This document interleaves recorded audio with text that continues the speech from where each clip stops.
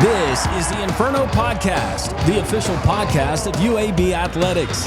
Blazer fans, this is the place each week to get an inside look into UAB Athletics. This episode of the Inferno Podcast is brought to you by the Alabama Department of Public Health and Pearl River Resort.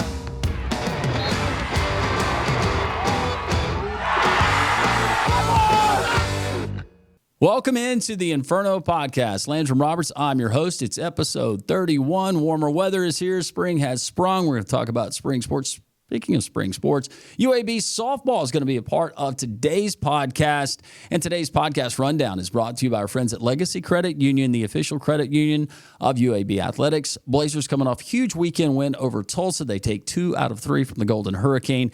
Head coach Taylor Smartt talking about the Blazers and one of her star players. A return trip. Hannah Dorsett is going to join us as well, not only as a part of the conversation, but also her second stab at the lightning round. You want to stick around for that as well. Also, we will run down the other sports taking place, not only on the south side, but abroad as the spring sports heat up. All of that and more. It's episode 31. Thanks for being with us here on the Inferno.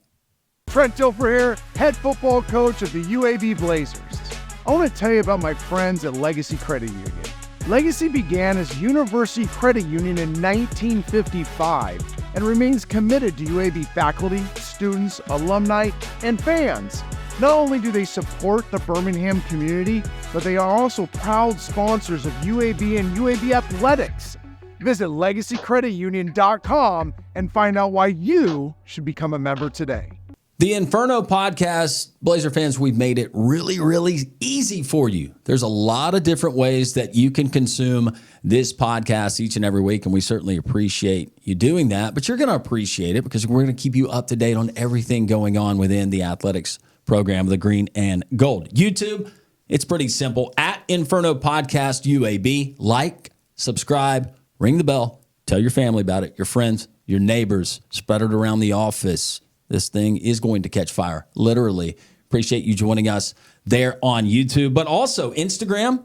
You can find us Inferno_pod on Twitter, or the X if you prefer, at InfernoPod_UAB. On Facebook, that's kind of the OG, right? UAB Athletics. You can find it there on Facebook. And, of course, you can go to UABsports.com. We got links. We got all different ways. There is no excuse for you to miss the Inferno Podcast each and every week. The if in life, it's a world of possibilities. If you go for a night out with friends, if you can keep an eye on your money along the way, if you know you have overdraft protection with no fee transfers from savings, when you get a low balance alert, it's easier to say yes to fun. If that sounds good, try Regions Life Banking. Stay ready for the if in life. Regions Bank embrace the if in life.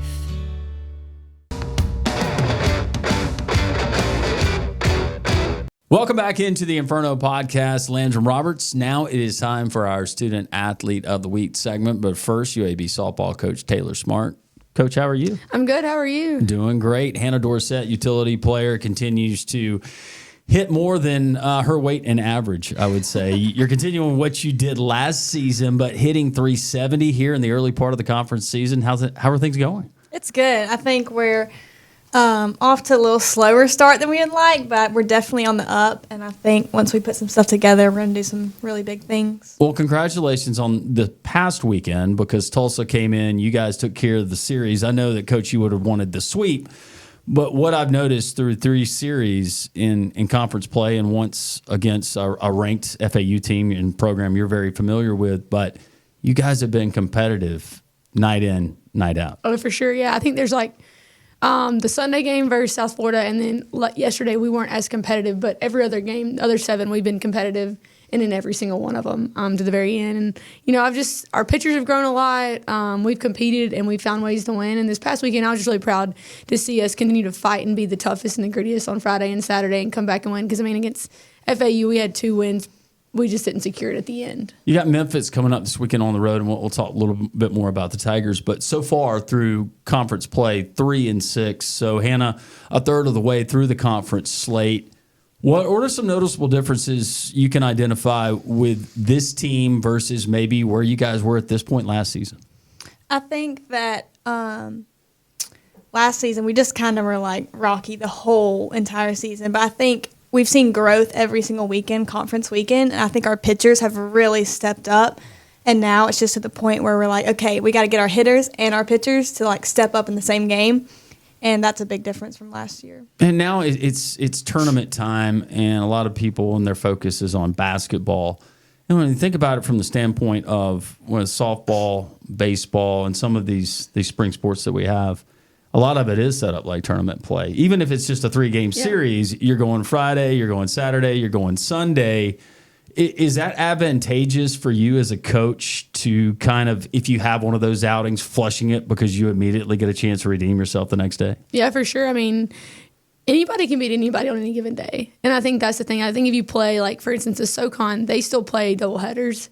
And that they started a conference play this past weekend, and I have some people that are friends in that conference, and I made a comment to them that on Saturday they played a doubleheader, and every team that won the first game won the second game. So you could come back and win, but it's very uncommon. So knowing that we can play 3 days in a row, like, we can flush it and come back the next day and have a chance to compete. Now, the goal, obviously, if you lose first game of the doubleheader, is to win the second one still. But knowing that right now we're playing one game at a time, and knowing we can come back and flush it is really important. It's very important to have hitters. And Hannah, you've continued to do your job at the plate, currently with a 370 average. And also your teammate, Bella Wiggins, hitting at 457. That was not a typo.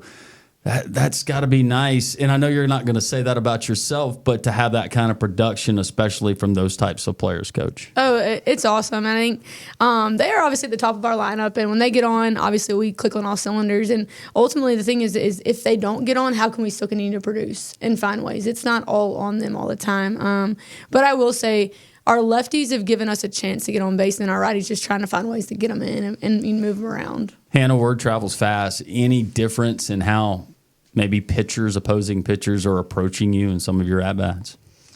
Yeah, so I think after South Florida a little bit, our lefties probably struggled that series a little bit more with inside. And so obviously with film nowadays, we know we're going to expect to see more inside. Although this past weekend we didn't really see inside, we saw outside, so our lefties had a lot of success this last weekend. But I think that going into Memphis weekend and any other weekend, the Tulsa's best pitcher had a rise ball, screwball, so we are expecting outside. So I think we're going to still see in and out to try and keep us off guard. I think I've asked you this before. Rise ball or drop ball, which one would you prefer not to see? No, don't answer that. I guess then the book would be out. I can't answer it. Yeah. Honestly, I'd rather not see a drop ball. I think I keep my hands up on the low rise balls pretty well, but...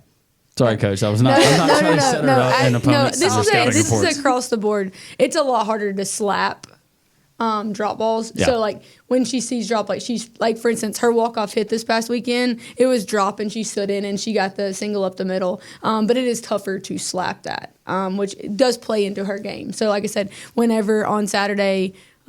tied ball game in the 7th inning, 2 outs, runner at third, and she's up. She stood in and she stood in and hit and got the single up the middle. But slapping that would have been a little bit tougher. Anything that you guys have noticed as far as changes, whether it be stuff that's been implemented, umpires, wider strike zones, anything that you would like to report? Because we talked to you prior to the start of the conference season and going into play, and it seems like that whether it's officials in basketball with a block charge and calling things different. I guess in softball you're not getting I see you two are smiling. So apparently there has been something. This is family time. Remember, we talk about these things. Yeah, Dorsett got called out of the box a couple times, so she had to stand in and hit. I blame it on one of the Tulsa's parents, though. They were screaming at me. Get into this. So what happened? So my first day, I had a good day at the plate, and every time I hit the ball, I'm running to first base, and I just hear a woman yelling at me like, "She's out of the box! She's out of the box!" I'm like, "Yeah, whatever." Next day, we kind of knew it was coming. Yeah. First at bat, I got a hit down the line, out of the box, and I was like, "Oh, alrighty." And so hold on, and when you're out of the box, it's a strike. Right. So even though it was a hit, just to come back. Unless you have 2 strikes and you're out. Does that make sense? Explain out of the box to our viewers or listeners. When I slap, I drag my right foot back and then I cross my left foot over. And if anything's out of technically the white line, it's out the box. But even if it's a toe, even if it's just like a toe. Like if this is the line and her toes like that, that's considered out. I called balls and strikes, but it's really, really tough for a home plate umpire. Oh no, hold on. So what they do is they wipe the ground before. I have this new theory that we need to just slide into home plate and like mess up all the white lines. I told Aunt before the game Sunday, I said, "Can you step on like the white so, line a little so what bit?" the lady does is they all do this. They all like clean out in front of it. Why are we not doing this? No, this is what the umpire does. No, I know. so But I that like they your can- strategy. No, I agree. No, we got to score in the first, and then we can like we can slide and like make the boxes gone. But so she stepped across, and the umpires were literally both times after the play is in, they look down. And I'm like, there's no way you can actually call it and see it. Now, at the beginning, I will say when the white line is very, very crisp, I do think it's a little more obvious. Like since she's the first hitter of the game, like if you do step out, it's a little more obvious. But as the game goes, there's so many cleat marks and everything there. It's not As a former obvious. umpire, I say that if the umpire's not paying attention, but the other opposing coach or maybe parents or fan section, they're emphatic that it happened, and umpire knows that he didn't see it. A lot of times, it just depends on time and score. Yeah, no doubt. And you might just Yeah. So She she was hit out of and the she won a box. ball game. So that's all that matters. She can do both. So it was a Tulsa parent though. Well, I asked the umpire on Sunday whenever he's back checking. I'm like, so you let that parent talk you into that, huh? He was like, well, on Friday when they kept calling it, obviously I went back and looked and I was ready for it. And I was like, okay, well, I'm just letting you know only one of the ones you called was she truly out of the box. One of them she was really out of the box. Yeah, we agree with that. One of them we were significantly out of the box. Whole foot, yeah. Other than At least that, you admit it. no, I was like, there's one that she was. You're not wrong. She was really out of the box. Coach, I got to ask you this. Opposing team parents, as a coach, you ever had a brush up with one of them? No, I can't say. I think No? I would just laugh at them. You Like would? I don't really kind of play into See, that. but you get that because your dad Yeah, I'm being just a like, coach, okay, you're an and you idiot. understand Yeah. that, and you kind of just let it go. Yeah, I just kind of like. I was hoping that there smile. would be a story there. No, I'm pretty calm. What about you, Hannah? You get a little bit fired up when parents start calling you out for being outside the box? No, until the umpires start listening to them. Yeah. See, that doesn't seem like your nature either. All right, what should we know about the series that's coming up with Memphis this weekend? I think that we are due to like bust it open at some point. It's got to be coming. What I said earlier, the pitchers and the hitters coming together. I think this would be a good series for us to do it 3 games in a row and get more momentum into the rest. Yeah, I mean, obviously, I'm excited to see us compete again. And that's the one thing is we're getting better each and every game, and so that's the part that on Sunday, obviously, I was a tad bit disappointed in our.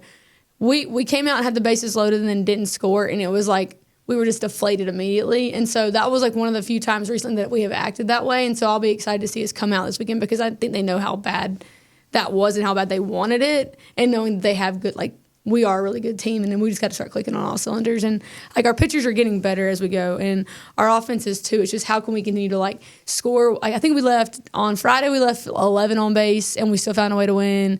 And then on Sunday we left 9 on base. And so it's just more continuing to produce when people are on base and not treating one at bat like it's more important than another. And that's the main thing is just because people are on base, I don't have to do anything too big. I just got to put the ball in play and give my team a chance. And so I'm excited to see us go play. Memphis, they are doing a lot better this year, and they are competitive. I think you played with one of them, so I'm getting to play against some people. But I'm excited to go see us compete.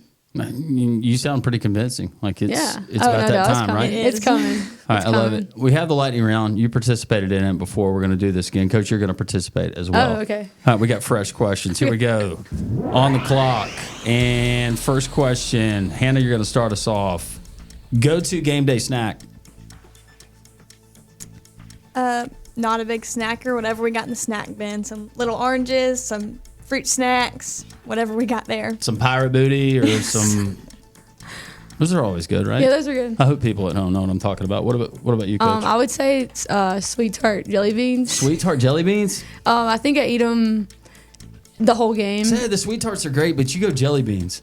Yeah, they're only out during Easter time. So I go and buy 15 bags because they only are out during What about Easter. the chicks, ducks, and bunnies?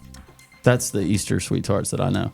Oh no, these are even better. See, These will you're- change your life. These will change your life. Don't knock it too trash. No, but you're not OG sweet. That's I a do whole like. nother No, thing, I like Coach. sweet tarts, but these are a little bit easier on the teeth. Next, you're gonna tell me you're a big fan of the sweet tart ropes.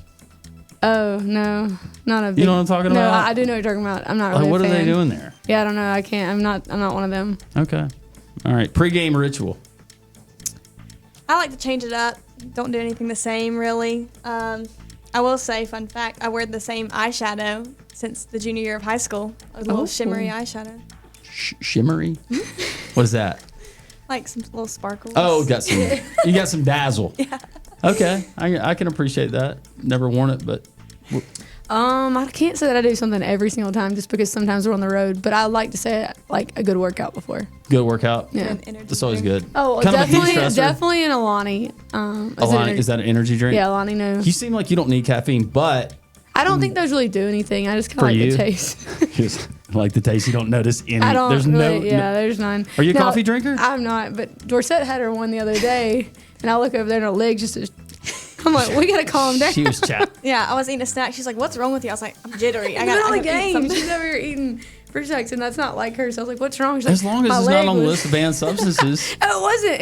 It was just one of those things that she was a little too jacked for the moment. Well, that's why she can't stay in the box when she's trying to slap. Now we It was know. that day too. It was that day. So there we go. She's all jazzed up on an energy drink. Okay, so pregame ritual. You said eyeshadow, and for you, nothing. You hadn't taken me up on the whole thing. Are we still going to do that? Maybe you. The whole uniform? My uniform, not yet. Yeah, We're bust that out ready. later. We're ready for that. Okay. Definitely not pinstripes. We haven't won in that. We're not wearing it. I'm done with it. Done with the pinstripes? Yeah, I'm done with them. We'll have to wear something on pins, but we're over in that. So I like that. yeah, I'm not going to keep setting us up to fail. No. Insanity's doing the same thing that's over a good and look, over. though, with the pinstripes. Yeah, we'll eventually pull it back out. Yeah. And that team will know who they are when you feel really, really good about the series, and that's when you break on the 100%. break out the pinstripes. Hobby that takes up your time outside of softball. I like to golf and play pickleball. That's what I'm talking about, right? I like to golf with my dad, like lessons. Take it serious too, not just like a golf cart girl. Do y'all ride around on the cart or do you walk? Oh, we ride around. Okay. The walking's too much, but Well, it depends on where you play. Yeah, and I'd say golf too. Golf? Yeah. I like golf too. All right. Let's go play. Let's go play. If you had to watch a TV show or a movie for the rest of the year, what would it be? you know what mine would be? The Bachelor, any little series like that. That's right. I do remember that. You like The Bachelor. I don't really sit still long enough to watch things. No, not you. So it'd have to be something really, really entertaining. Probably like Love Island or something like that. Love Island? Isn't that crazy? Like there's a lot of Yes. drama, so it'd have to be something to keep me I entertained. think most of those shows, yeah, they definitely. Like something's got to keep me entertained. All right, weekend series or doubleheader? Weekend series. Weekend series. Weekend series. Sometimes I won't lie. I feel like a lot of athletes wish they could say doubleheader just because you have to warm up less. Oh, that is true. Less dinos. Favorite sporting event to watch, and it doesn't have to be one singular event, but Super Bowl, March Madness, Masters. Women's College World Series. I wasn't going to be in it. That's a given. Yeah. I love Okay. watching the Women's College Me World too. Series. Mhm. And Okay, the so ratings that's reflect not that an everybody answer? else does too. That's That's not an option? answer. That cannot be an answer. Okay. I'd probably have to say March Madness just because, anybody can beat anybody and, just watching them compete and getting excited. And then I won't lie, the post-game interviews when teams lose and they're all sobbing, I think I sobbed more during that than anything. Like, I'll cry with them because they're all emotional and getting their feels. Okay. I thought you were totally going to go the different direction there. No, I'm saying, I feel for them. Like, I feel those moments. And, they put so much into it. And then, obviously, there's so much hanging on it. It's the last game. And it's just they're very vulnerable and they're very, honest. And there's so much built into it. It's just kind of one of those things. I love the cutaways of the moms. Yeah. Of the moms of the families. Yeah. Or the guy who maybe he's got his son that's watching in the stands. And we had an example of that. But, yeah, I love the cutaways and the moms where they're all dazzled up. Yeah. Well, I think gear I saw that they're wearing. Yesterday I saw the one where I might mess this up. I think it was Texas A&M coach, and one of his players was pretty much talking about how he changed his life and all that. And so it's just little moments like that just kind of make you tear up. I'm a softie for those kind of stories. Yeah. What about you? I'm going to go with the Super Bowl for Super the Bowl. halftime show. Halftime show. At least you're honest. Yeah. Favorite softball memory? Probably, I'd say my senior year of high school, winning the state championship, just because we lost, I think, 10 seniors the year before. And so it was one of those things that nobody thought we could do it, and then we did. I'd have to say whenever I was at Troy and we got an at-large bid, just knowing that I played there and we'd pretty much grown the program to get back into, get an at-large bid and get into the NCAA tournament. Favorite sports movie? The Sandlot. That's a good one. Okay, Sandlot. I'd probably have to say For the Love of the Game. Okay. You know that one? Yeah. Okay, Yeah, okay, I know them all. Clear the Mechanism. Sometimes I feel like I have to say that. To each their own.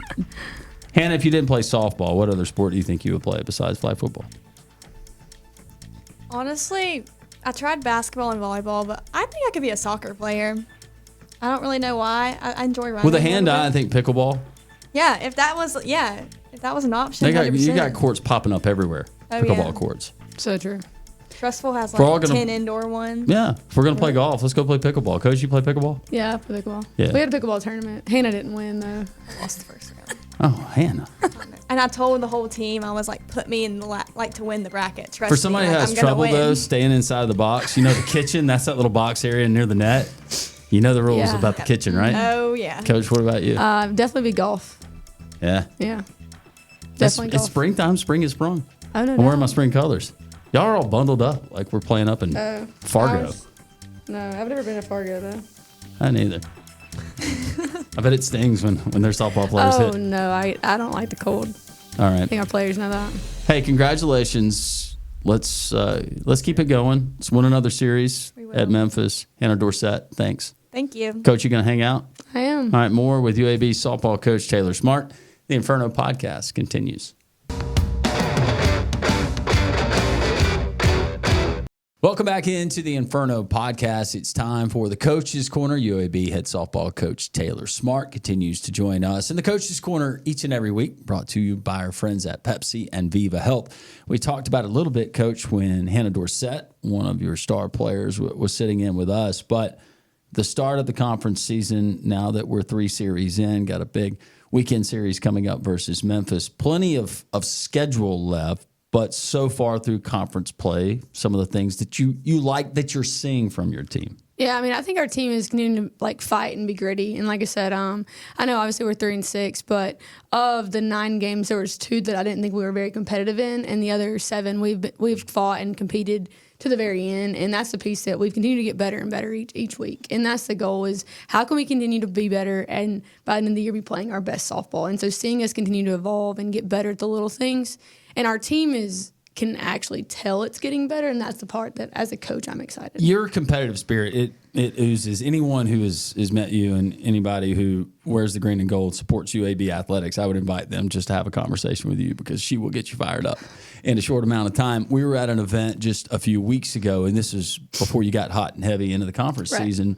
But I asked you, it was a simple question. It wasn't a surface level question, but I was genuinely curious, how are things going? Because we had talked right before the start of the season. And you got really fired up, and it was about how your team was competing.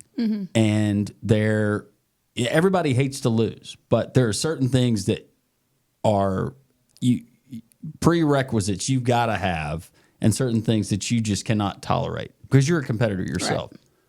Walk us through some of those things that you were seeing and that you wanted to address and meet head on. Yeah, I mean, I think the main thing was that on the mound we weren't competing, and it was more like we were hoping we were going to win, or it was so close, and then all of a sudden it was like, oh gosh, I lost it. And it's like, we didn't just lose it. Like, you have it, it's there, but our ability to compete and move pitch to pitch, and that's the part that it goes in phases. And as we've gotten better at that, but expecting to win and knowing we can win versus hoping that it's going to happen and just like hoping something bad doesn't happen. And so at the end, I'm always like, we've got to know that we are going to win. We are going to make the play. And when they hit the ball, someone's going to go make the play. Or when we throw this pitch, someone behind me is going to make the play.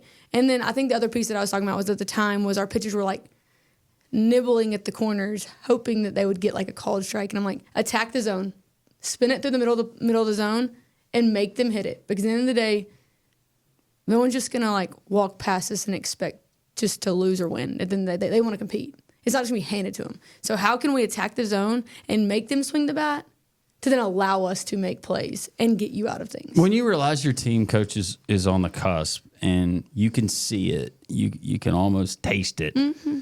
but they're right there, and there's these critical points of a game, and if you just put it all together, then that aha moment, that light bulb with some of your players' moment, and that's what Coach is talking about. I get it. But getting up to that point, that can be such a challenge. And for a lot of folks, they'll throw in the towel before they get to that mountaintop. As a coach, and your message, the consistency of your message to your team, do you ever find yourself going, I just said that, let me change the message a little bit? How does that go? Yeah, you have to do that a lot. Coaching, they get, I always joke that you have to find a different way to say the same thing almost every week. Just to keep them engaged. But no, that was our message for a while. I mean, it continues to be. It is knowing that you're right there, and it's not continuing to beat them down in that moment. Because at the end of the day, they know they're so close and they didn't do it. So the more you beat them down in that moment, the more they're going to give up or possibly throw in the towel. And that's the last thing you want. And so knowing we were so close, it's instilling and reassuring that confidence that we can do it and we are going to do it. And I tell them all the time, we speak in absolutes. It's not a hope or no. It's like, I know I'm going to do whatever it is. We will do whatever it is. Because in the day, like when you're that close, it comes down to knowing you're going to get it done and knowing the person next to you is going to get it done. Anything that's been a particular challenge, maybe more so than you thought? I realize what you do is a challenge, and all coaches across America, what they do is a challenge. But anything that just from being immersed in it now and leading a program, and I realize that you have been one of the leaders of programs before, but has it dawned on you, man, that's maybe a little bit tougher than I thought it'd be? Or, golly, we navigated that a lot easier than I thought we would. Yeah, I think that just continuing to get everyone to continue to buy in on things, like when it was the first, like it is my first year, and you walk into it kind of in a late situation and finding ways to keep everyone on board, and knowing we can win whenever they did not win a lot in the past. And so it's like keeping everyone knowing, like, we are this close, we are going to do it. I think that would probably be the part that where you can see it. It's just sometimes people are just paying attention to results. A lot better. Like as you get older, you can see big picture. I think some of that my dad instilled in me at a young age. It's not just about this, and this. It's like, how can you see big picture? But in the moment, to an 18 to 22-year-old, it is hard to see big picture. They look at it as, I went 0 for 3 and we lost. Or I gave up 4 runs and we lost. It's like, okay, did I have better at bats? Did I compete? Did I compete in the strike zone, or did I walk people? Was I scared and nervous, or did I at least pursue to my team that I was in a confident, better headspace? Like, those are the things that I can see. And I think I tell them all the time, it's obvious to the naked eye when they look like they're in a compete mode and when they look like they're scared. And I always tell them, scared money don't make money.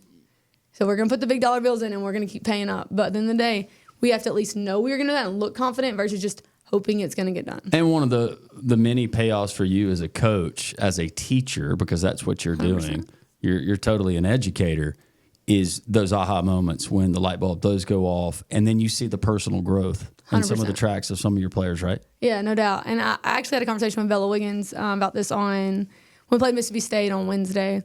And she's hitting 457. Yes, she is. You're not changing her stroke at all. Oh, right? No, we're not doing anything like that. She got a single in the 7th, and we were getting beat. I think it was 7-2. And she dove. They tried to pick her off, and she dove back in when she didn't call time, and she got called out because they reviewed it. And technically, when she went to put her foot back on the vase, she was off the vase, out. And she was fuming, which I love that because she's a competitor. And I was like, that didn't lose the ball game for us.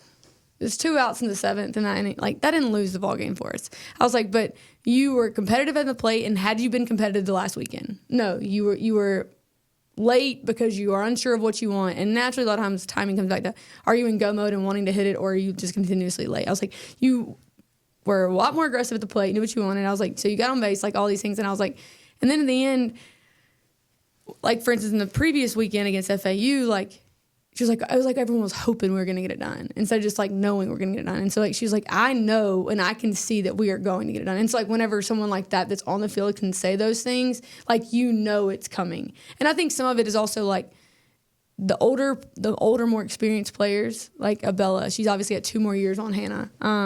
Like them knowing it's going to happen, it's going to, you know, kind of ooze out on your team a little bit more than when the younger players all want it, because they can all say it and all. At the end of the day, the person's the more experienced people on the team, on the field at the time, those are the ones that really, whenever they feel it and know it's going to happen, it exudes all over the team. With 3-game series in conference play, is your message to your team, let's just take 2 out of every 3?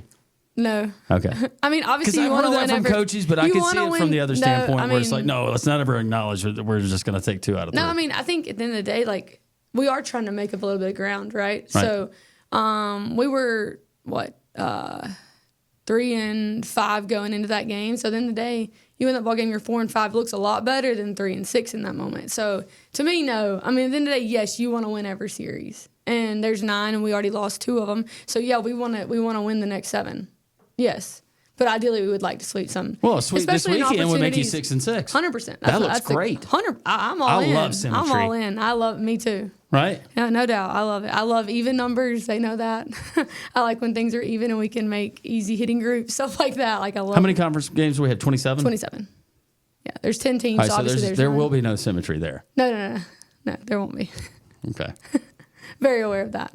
Yeah. Well, I know you are. Yeah. I'm just telling myself, Landrum, there's just no way to make that symmetrical. Not. Yeah, unless I guess the game gets rained out. But anything you need from us, Green and Gold Nation, make your play. The support. Come watch us play. We're a lot of fun to watch.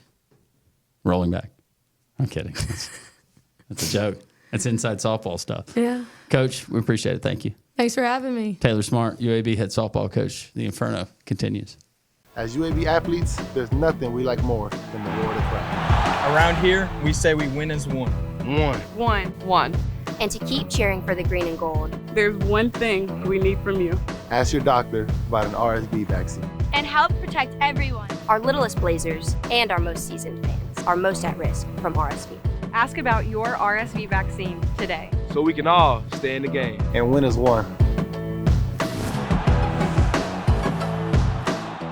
It is time for the weekly update here on the Inferno podcast. Our weekly update is brought to you by the Alabama Department of Public Health to help protect all UAB fans. Ask your doctor about your RSV vaccine today so we can all win as one. We just talked to UAB head softball coach Taylor Smartt and Hannah Dorsett about a weekend series as they travel to Memphis coming up on Friday, Saturday, and Sunday. Those game times and start times, first pitch times, TBA, so check your local listings. Check UABsports.com for the latest information. Casey Dunn and the baseball team, unfortunately, they dropped 2 out of 3 in their opening conference series to USF. But the great news, they got a chance to redeem themselves as they'll take on a good Wichita State Shockers program coming up this weekend up in Wichita. Friday, first pitch is scheduled for 6, Saturday at 2, and then Sunday at 1 p.m. Women's track, UAB Spring Invite at the UAB Track and Field facility coming up this weekend, Friday and Saturday to be exact there. Beach Volleyball National Championships just around the corner. They're going to be taking place in Gulf Shores, Alabama once again as UAB being that host site school. But this weekend they're in Tempe. Speaking of spring, it's always spring in Tempe, Arizona, isn't it? UAB Beach Volleyball taking on UW Washington on Friday at 2 p.m., Arizona State at 4 p.m. Then on Saturday, they'll take on UTEP at 9 a.m. and then Grand Canyon at 11 a.m. as they play there in Phoenix. Bowling, that season continues. It's a season that just keeps on giving as they take on Western Kentucky coming up Saturday at 1 p.m. That is your weekly rundown. For all your comprehensive information, up-to-date scheduling, start times, and so much more, visit UABsports.com. This is the Inferno Podcast, the official podcast of UAB Athletics. Blazer fans, this is the place each week to get an inside look into UAB Athletics. This episode of the Inferno Podcast is brought to you by the Alabama Department of Public Health and Pearl River Resort.